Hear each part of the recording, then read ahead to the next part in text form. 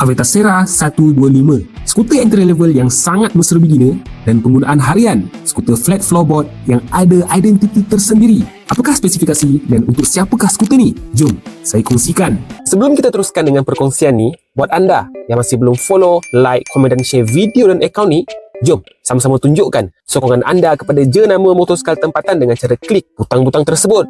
Menggunakan enjin yang ringan dari segi maintenance dan optimum untuk city riding yang smooth dan mudah dikawal dengan enjin bersesaran 124cc, single silinder, seyukan udara, 4 lejang, single overhead cam. Enjin ini menghasilkan kuasa maksimum 6.5 kW pada 7,500 RPM dan torque maksimum 9.5 Nm pada 6,000 RPM. Electric starter pun ada, jadi ease of use dan senang jaga. Dengan lampu LED penuh untuk depan dan belakang bersama DRL, meter digital LCD, barulah nampak elegan dan terang perjalanan. Lagi-lagi yang suka mengetih malam-malam tu, port pengecas USB Type A dan Type C.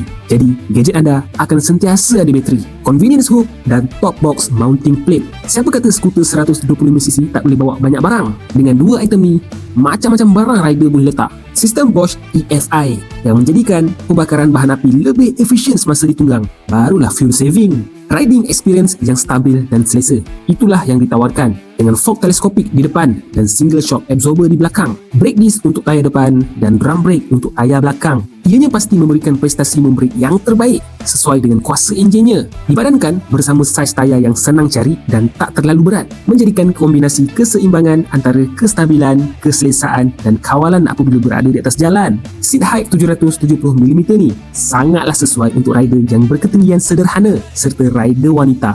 Ditambah dengan berat keseluruhan 105kg, confirm tak ada masalah untuk mencelah semasa heavy traffic. Tangki petrol 6 liter, kira besar juga tu untuk skuter 125cc. Semua ini menjadikan Sera 125 skuter yang compact, mudah dikendalikan dan selesa untuk ride harian. Pilihan warna pun memang eye-catching, iaitu ash grey, mystic mint dan pixel blue.